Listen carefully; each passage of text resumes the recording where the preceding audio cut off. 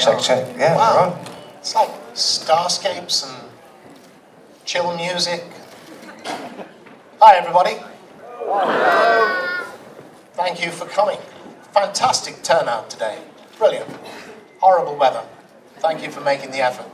Everybody always is thanking me for coming. You know, thank you guys for coming. Thank you for coming to Sheffield. But what I always say is, thank you for coming. These things don't work unless you guys turn out. You know, it's all very well us turning up, but without you, all we'll do is sit behind a table and stare at carpet all weekend. So it's all down to you guys. Thank you. Thank you, Doug. So you flew in from LA, did you? No. No? Whereabouts are you based now? I live in Pittsburgh. In Pittsburgh? So I flew in from Pittsburgh via Washington, D.C. I've lived in Pittsburgh. Well, I've had my green card for nearly 3 years. Wow. I am a permanent resident alien. And in a couple of years' time, I'll have the choice of renewing my green card or becoming a citizen. But I quite like the idea of being a resident alien. There's something about that I don't know. Kind of fits. Yeah, but now the lunatics are taking over the asylum over here. It might be making my decision a little easier. That's all politics will do. Yes, good man. So, yeah, I actually flew into London on Tuesday, spent a few days in London, caught up with my daughter, and I'll have another day in London on Monday, and then back home. Back home, lovely stuff. So, it's fair to say that you're mainly known for your work with the visionary genius that is Clive Barker. Apparently. Yeah. Your working relationship began a long time ago. Years ago, yes. So yes. Go back to the 70s. Liverpool. Try the 60s. The 60s? Yes. Really? When was the dog company formed? Well, the dog company is much later. The dog company is late 70s, but strictly speaking, the first time I worked with Clive was on the school play, okay. The Quarry Bank High School production of Nikolai Gogol's The Government Inspector in about 1968 or 1969. Yeah. It's the boldest I've ever been as an actor. Really? Even though I wasn't an actor then. I was in the third year, whatever that is now, year 9, I think that would be the equivalent of. And our form teacher, by the name of Bruce Prince, who used to direct the school plays, was also my form teacher.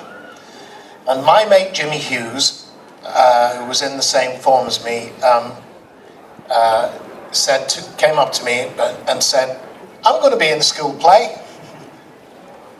And I thought, oh, well, fuck you, if you're going to be in the school play, I'm going to be in the school play. So I went up to Bruce Prince and said, "Excuse me, sir, Jimmy Hughes says he's going to be in the school play." And he said, "Yes, that's right." And I said, "Well, I want to be in the school play too." And he said, "All right, come with me." And he took me away into, you wouldn't get away with this now, he took me into the cloakroom, just me and him. And we sat down and he put a copy of The Government Inspector in my hands and said, "Read that." So I read the part of Bob Chinsky. Right. Okay. And when we finished reading, he said, "Okay, be at rehearsals tomorrow night." And that was the first time I met Clive. Oh, brilliant. Who was already writing, directing, starring in and hand-drawing his own posters for his own plays at school, with titles like Voodoo and Inferno. And I went to see one of them, which I dimly remember. It involved ballet dancing Nazis. Okay.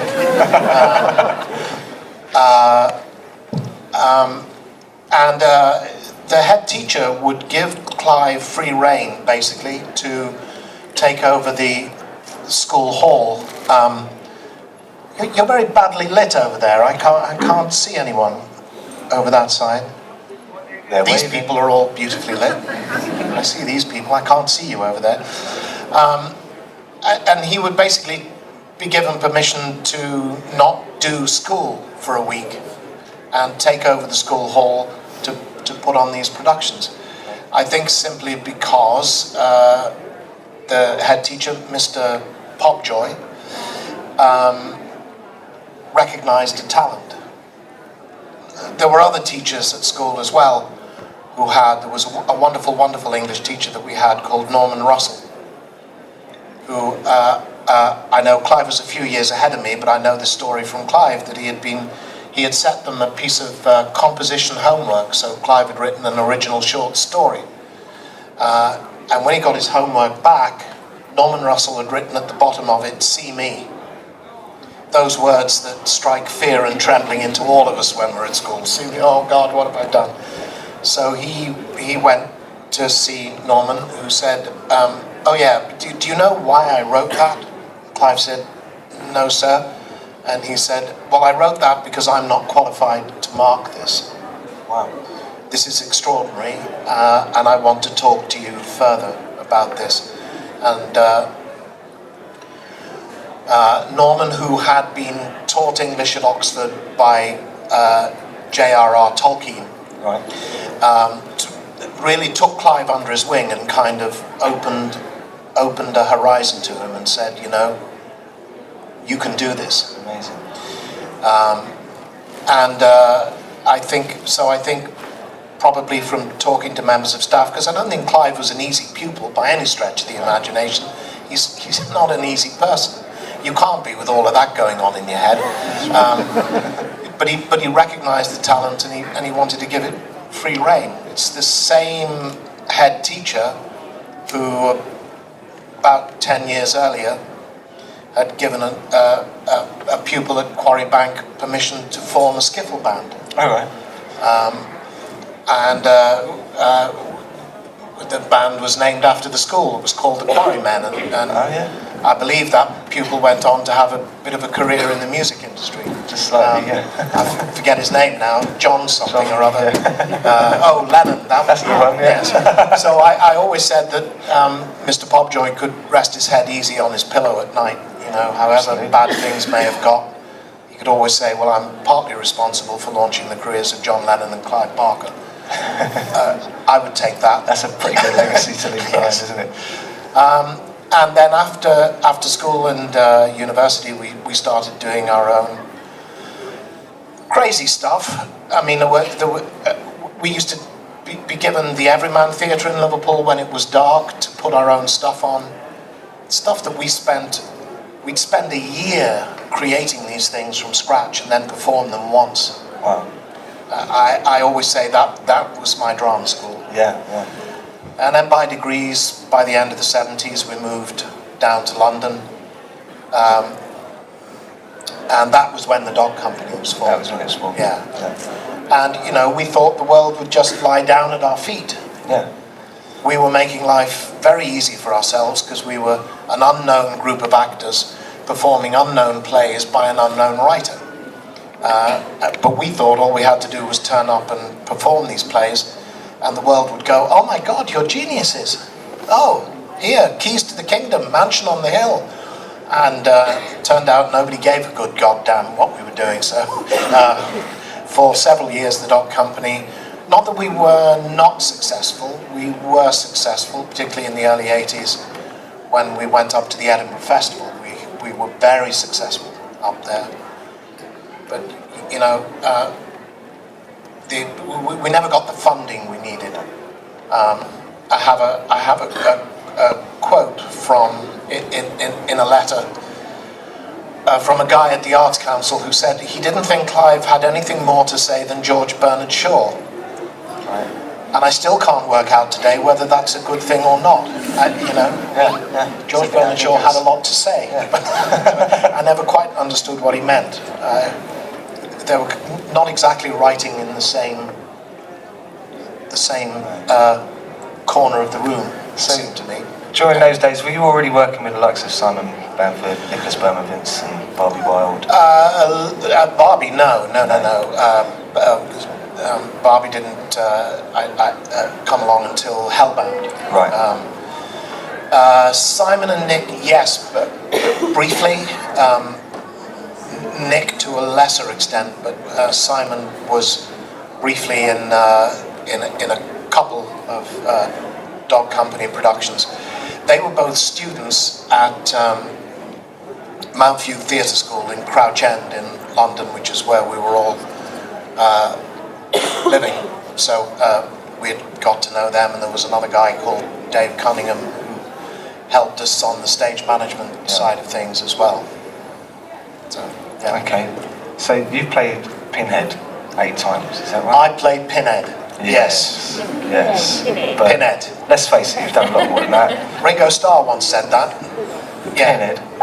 It was his birthday yesterday, so when we were doing publicity for Hellraiser 3 at the MTV Music Awards, where they'd filmed those inserts where famous people weren't on the list and couldn't get in, and they filmed those as prior to the awards, and then they screened them. And it was Andrew Dice Clay, Roseanne, Ringo Starr, and Pinhead, whose names went on the list and couldn't get in. And the day I filmed my stuff, I turned up, got out of the limo in makeup and costume, and feeling kind of special at UCLA. And Elton John and Eric Clapton were rehearsing in the auditorium. And the PA said, well, it's fantastic to have you here, Doug. By the way, do you know Ringo's here today? And my legs went to jelly, and we turned the corner into the auditorium, and he was standing with his back to me talking to a couple of guys, and he turned around and he said, "Hey, it's Pinhead!"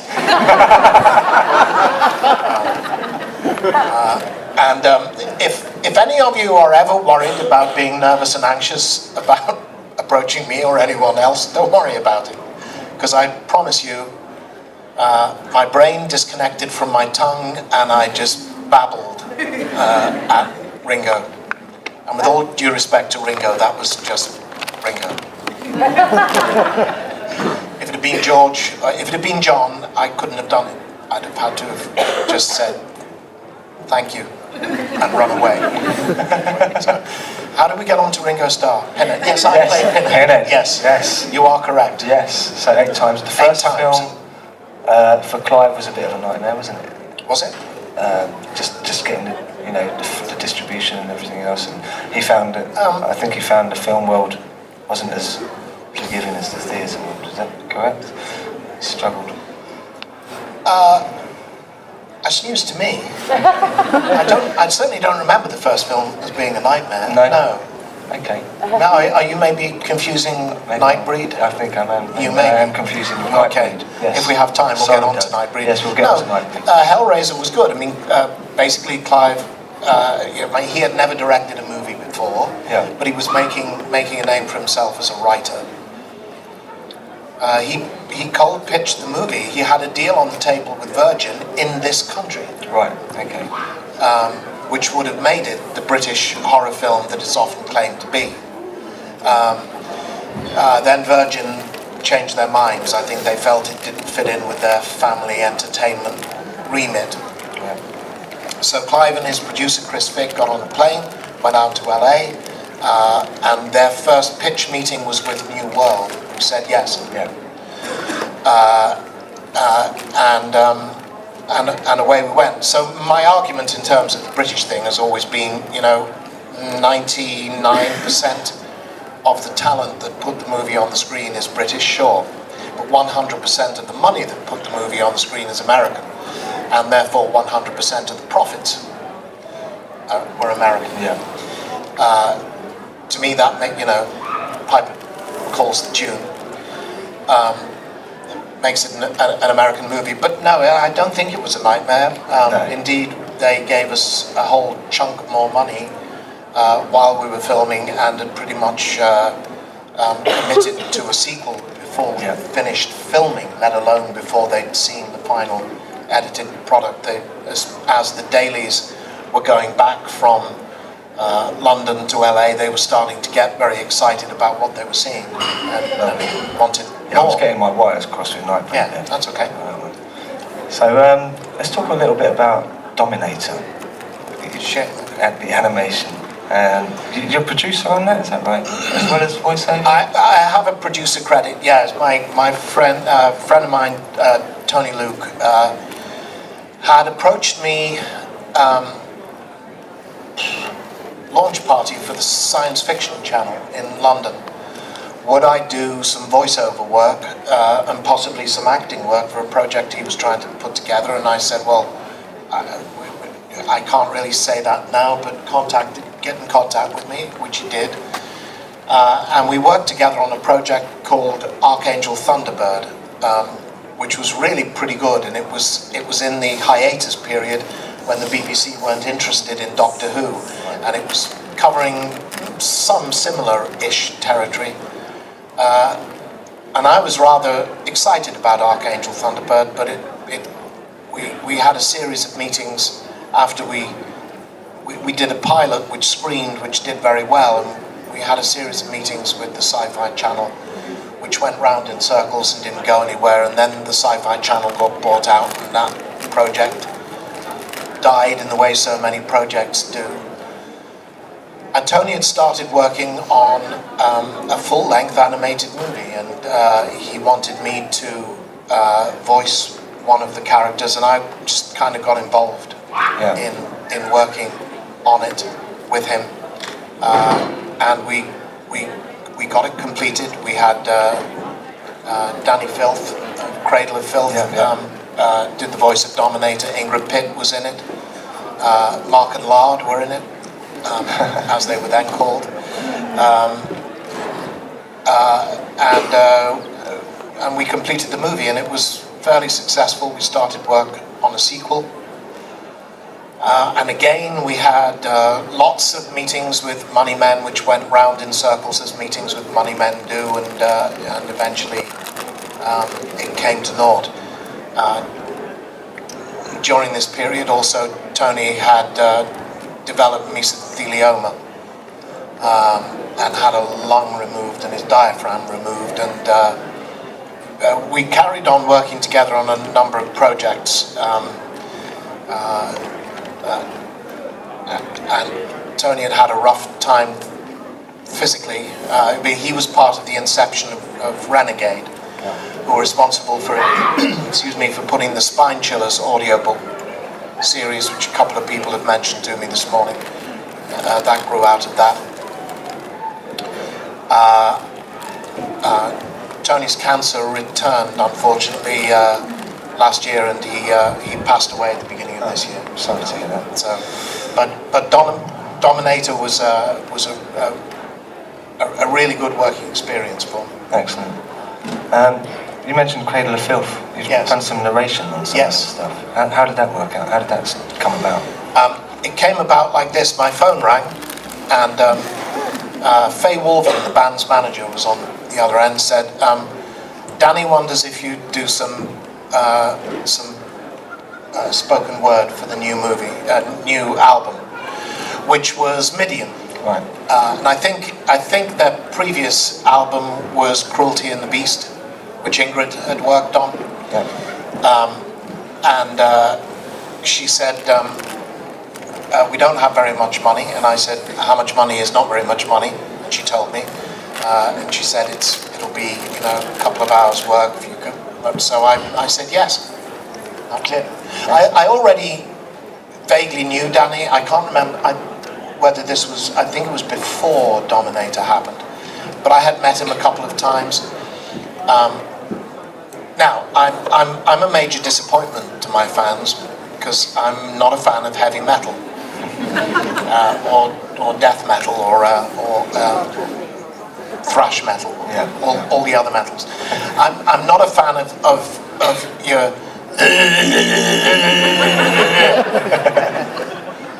kind of thing. I think Danny's I knew enough of Danny to know I thought, and I still think, he's an immense talent. He's a very small guy, but he's an immense talent. He's a really good writer, and how the hell he gets that voice, those two voices, because he has that deep bass voice, and he has that wild falsetto voice as well. How it comes out of that tiny little frame, I've no idea, but he does it, and he does it without damaging his voice. I saw them right at the end of an American tour in Baltimore. I was at a convention in Baltimore, and Danny and a couple of the members of the band came over to the convention, which was great because everybody kept walking past this guy with the pink contact lenses and the purple dreadlocks, and they'd walk past him, and then there'd be this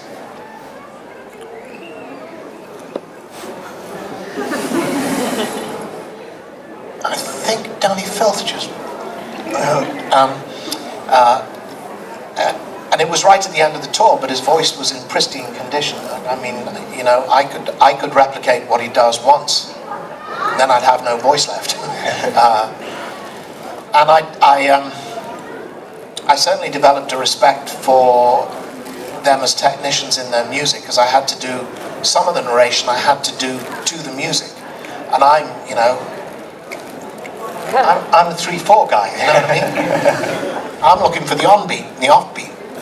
And here I've got to find the off-beat that sits in between the two on-beats that are slightly off the beat that should be, you know, in their 29, 23 time signatures or whatever they work in. So I did say to Danny, please, if we do this again, 4/4, please. And 2, 3, 4. So that was Midian, and then scroll forward and the phone rang and it was Faye, and she said Danny was wondering if, and I said okay, and then scroll forward a bit and the phone rang and it was Faye, and she said Danny was wondering if, and I said okay, and scroll forward a bit and the phone rang and Faye said, and I said, and so after Midian I did Phonography and Amphetamine and Godspeed on the Devil's Thunder. Lovely. So a good working relationship with those guys. Yes, I said they should change their name to Doug Bradley and Cradle of Filth. They were really nothing more than my backing band by that time. So staying with the voice work, you also worked on Star Wars: The Old Republic: Shadow of Revan video game. Yes. Was that fun? Was it fun? I don't know really. It was weird. We all know Lucasfilm's reputation for anal retentiveness, I think. It's all true. I was not allowed to see the script in advance at all. None of it. So I turn up on the day, and all I get is my lines. I have no idea what's going on. I've got no feel for the context. I'm talking to all these people with, you know, silly Star Wars names. Bithnal Funduwap, you know. I don't know who the hell that is, or whether I like him or not, or is he a good guy or a bad guy or whatever. So, and we set about it. It was also pretty much evident that they just wanted Pinhead's voice, which was a bit boring of them, I thought. But so I did it, and then I think I've done 2 more sessions since I've been in Pittsburgh, done those in Pittsburgh with them. I did actually get to see the script in advance for the last lot of recordings, okay, but only my lines. Right. Doesn't help a lot, does it? My science fiction name is Salgoad Yeldab. It's your own name backwards. So my first name backwards is Salgoad. Right. And my surname is Yeldab. That's my science fiction name. Salgoad Yeldab. Okay. How do we get to this? We were talking about voice work. Yes. So going back to the proper acting. Yeah, Proper acting. Proper acting. Okay. I don't know that I've ever done any of that, but really, I'd be happy to talk about well, it. you've been in The Bill, Inspector Morse, Oh God. Honky Sausages, Yes. Judge John Deed, Yes. Paradise Heights. Is it nice to get away from the mask? And It is. Yeah, I mean, it's not that I, you know, want to disown the mask. Don't run away with that idea. But yeah, there's a certain pleasure in spending 10 minutes in the makeup chair with a couple of dabs of powder, and yeah, you're good. yeah. 2, 3-4 hours of it with glue and paint. Yeah. What's next for Doug Bradley? Have you got much going on at the I have moment? no idea. Film-wise? Well, I just did voiceover for an animated movie. I think these days they call it an all-ages film, Right. not a children's film. Okay. It's based on Lovecraft's work, and I think it was a graphic novel originally. So it's Lovecraft as a boy, and it's the full Lovecraft Cthulhu mythos, as we know. Yeah. But it's in relation to his father as well. So I'm playing Nyarlathotep. Okay. And I've actually I did 2 movies in an hour. Wow. Good stuff. So the first movie is called Howard Phillips Lovecraft and the Frozen Kingdom. And the sequel will be Howard Phillips Lovecraft and the Underwater Kingdom. And it will be a trilogy, I believe. So theoretically, later this year I'll be doing the 3rd film. Ron Perlman and Christopher Plummer are also in the cast of that. So fingers crossed for that. I've been approached and we're negotiating at the moment. A guy who's been doing short classic horror adaptations, which he's releasing through Fangoria. And he just did Dracula with Tony Todd playing Dracula, and he's just approached me about reading Sherlock Holmes in The Hound of the Baskervilles. I get The Hound of the Baskervilles, of course, which is the story in which Holmes disappears. He's in it at the beginning and he's in it at the end, and he theoretically stays in London, but he doesn't actually. So we're talking about that at the moment. I think it'll probably happen. I've signed on to a science fiction movie called The Dead Quiet. I think they want to change the title to AG1, which I think is an extraordinarily boring title, whereas I think The Dead Quiet is a pretty cool Sounds pretty good, yeah. science I think fiction the movie IMDb that, credit at the minute is AG1. I believe Danny Trejo and Luke Goss. Oh, wow. I'll just let that name linger for a moment. Are also signed up to. That's always been, ever since Bros first appeared, it's been a burning ambition of mine. He's not too shabby an actor. No, I haven't said a word about him as an actor, or as a drummer.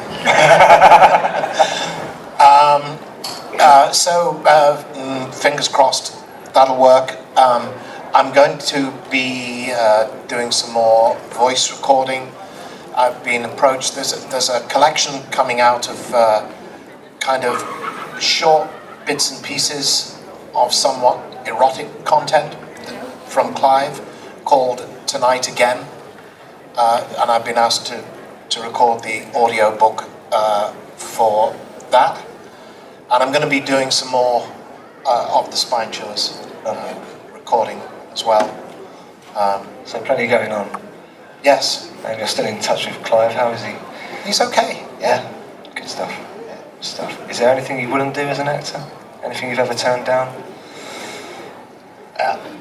Anything that I've turned down, you mean in terms of saying no to a script? Yeah. Oh, yes. Apart from the obvious one. The obvious one? Recent Hellraiser. Being Revelation? Yeah. Yeah, I turned that down. You want me to talk about Revelation and Judgment? Do we want to talk about that? Yeah, I think I talk about that. Revelation, we're middle of July 2010, I get a phone call from Gary Tunnicliffe, who was my makeup artist on the last 5 Hellraiser movies that I did. They're making another Hellraiser movie. The movie was being made for entirely political reasons. Dimension Films had spotted apparently that if they didn't have a movie in front of the cameras, by September the 3rd they would lose the rights to the franchise. We're in the middle of July. They have no script, no cast, no crew, no nothing. It comes accompanied by a quote from Bob Weinstein. We don't give a shit what you do, just get this movie in front of the cameras, which just gives you a warm, fuzzy feeling about the whole project, really. And my basic feeling was that Dimension films were really nothing but bad for the franchise since the day they got involved. The franchise kept its head above water in spite of them, not because of them, in my opinion. I didn't see why I should be pulling favors. They were spending a pittance on the movie. They wanted me in LA for a couple of days for next to nothing. I didn't see why I should be tripping over myself to save their skins. I did ask to see the screenplay, and I read the screenplay, and that was finally the reason why I said no. Who's seen the movie? And of those who've seen the movie, who thinks I made the wrong decision? I finally watched it when the Judgment fiasco kicked up in the last couple of months. I was aware that it was sitting there on Netflix, and I hadn't been specifically avoiding it, I just hadn't got around to it. I did finally watch it. Now, I'd read the screenplay, so I expected it to be bad. Never in my wildest imaginings did I conceive that it could possibly have been as bad as it was. I mean, just beyond, wow. Steph, my girlfriend, said Pinhead scenes looked like he wasn't in hell so much as in the garage next door to the house. And my feeling was that it was like the Lifetime channel had made a Hellraiser movie. Only not as much fun as that might sound. And then at the end of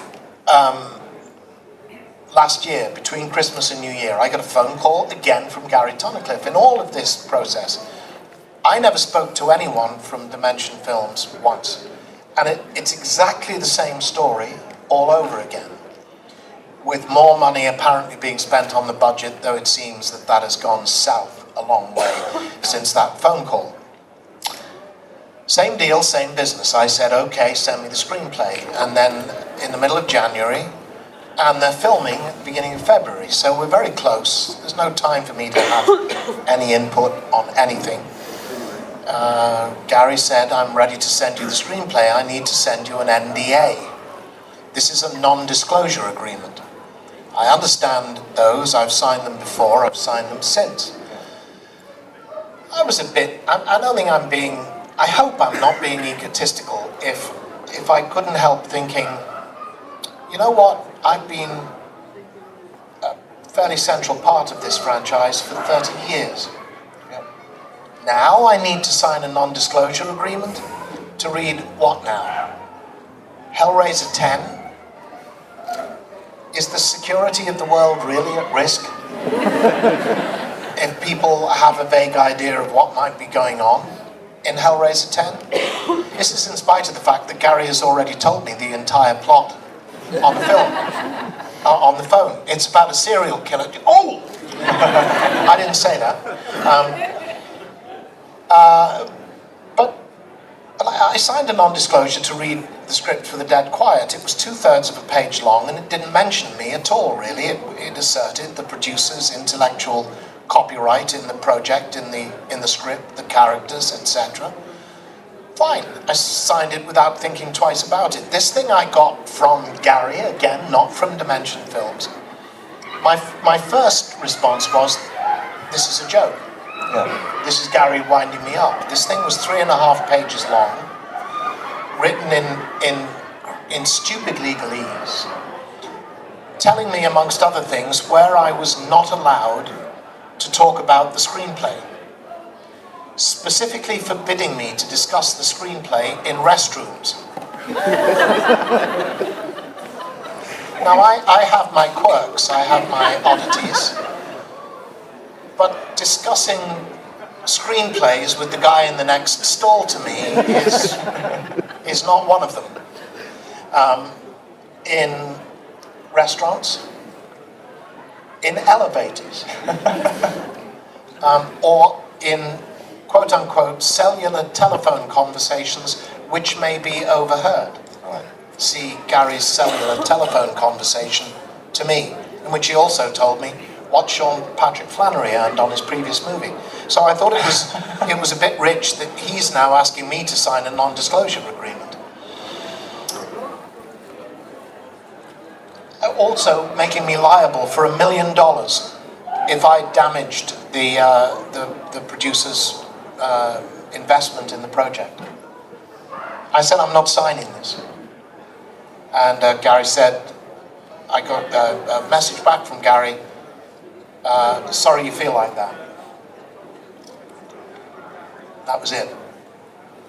Now, again, I kind of think if I was in their position, I might have been on the phone, you know, to say, what's the problem? Could we work around this? What can we do? No, nothing.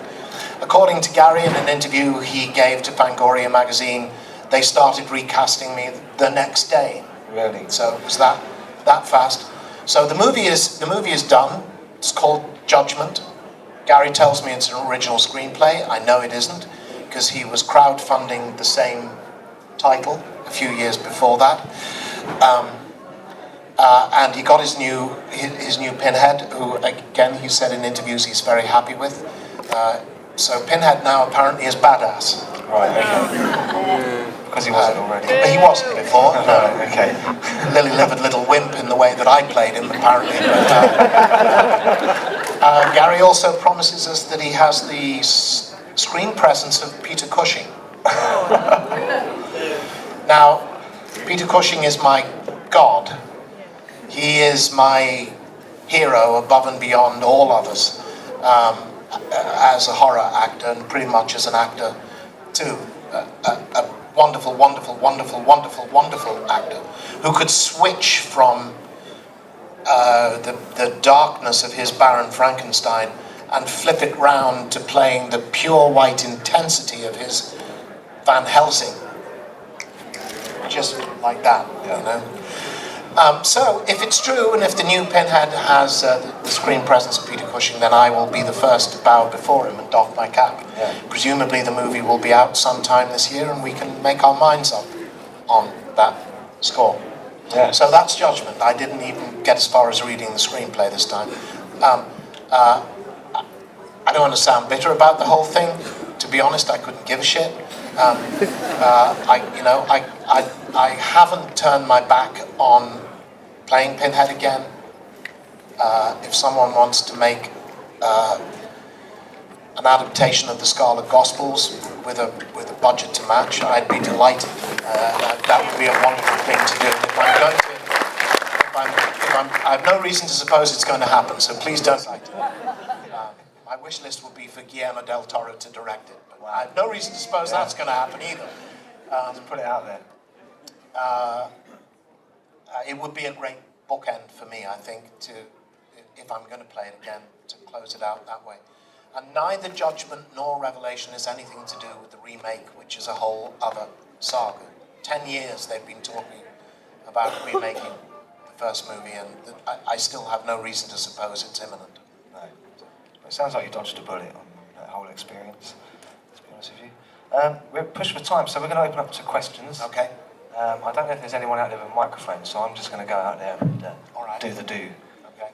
So, yep, we have a man there. Hello, Doug.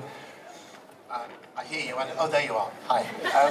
What's it like being in a very successful horror series where the villain isn't the villain, the actual villain is humanity, and that's the way I perceive it. I think you're absolutely right. Well, I actually did that twice in a way, because Nightbreed is exactly the same. The monsters are the humans, and the monsters just want to be, left alone to be freaks in their corner of the cemetery. What's it like? Well, it's pretty damn cool, I have to say. I was a fan of horror movies as a teenager. Before I really knew I was going to be an actor, and when I did become an actor, it wasn't really with any specific ambition. to work in the genre. The fact that these things came together for me was wonderful. And I did, I guess, in my own mind, approach Hellraiser, which was my first movie, thinking, I'm going to play the monster in a horror film. That's pretty cool. But reading the screenplay, and certainly once filming got underway, you're absolutely right. Pinhead is not actually the monster in the film. That's Frank and Julia. And Pinhead is almost an impartial umpire, I guess would be the right way to look upon him. But he's a very cool monster anyway. He's very, he's part of what attracted me to him as a character is that there are complications about Pinhead that there aren't with a lot of the other horror characters around at the time. He's not a boogeyman waiting round the corner waiting to jump on you with a machete or a chainsaw or a bladed glove or whatever. He's at many steps removed from you. First you have to discover the existence of the puzzle box. Then you have to find one. Then you have to open it with the right motivation. When Tiffany opens the box in Hellbound, Pinhead says it's not hands that call us, it is desire, so leave her alone. It's the right motivation. And even then he wants to stop and have a chat. Put the kettle on, have a cup of tea and a couple of digestive biscuits and tell me about yourself. Really tell me about yourself. Tell me about those dark corners of yourself that you don't want to admit to, because those are the most interesting bits. That's then he'll tear your soul apart. But I didn't approach Hellraiser thinking anything other than this is exciting. It's exciting because I'm going to work with Clive on a proper grown-up movie. It's exciting because I'm going to make... Boy, if I knew then what I know now, but I'm going to make far more money than I ever dreamed of making, or had ever. I'd been working in repertory theatre for 100 quid a week prior to Hellraiser, so this was a great deal more money than I had made before. So I had all those excitements in my head, but beyond that, you're just turning up for work. You don't think anything beyond that. I certainly wasn't. If you had told me on a damp Tuesday morning at 6 o'clock when I was sitting in the makeup chair at Cricklewood Production Village with people gluing latex on my head and poking paintbrushes in corners of my ears and things, that 30 years later... Is everybody all right over there? 30 years later, I would be sitting here discussing this movie still. I would have been absolutely dumbfounded. Absolutely dumbfounded. So, certainly at the time, and it wasn't really until Hellbound was made and released, and I went over to Los Angeles in April '89 to do Fangoria's Weekend of Horrors, which was my first convention. That was the first time I was confronted by fandom and its response to Pinhead. That was the first time I was aware of what was going on.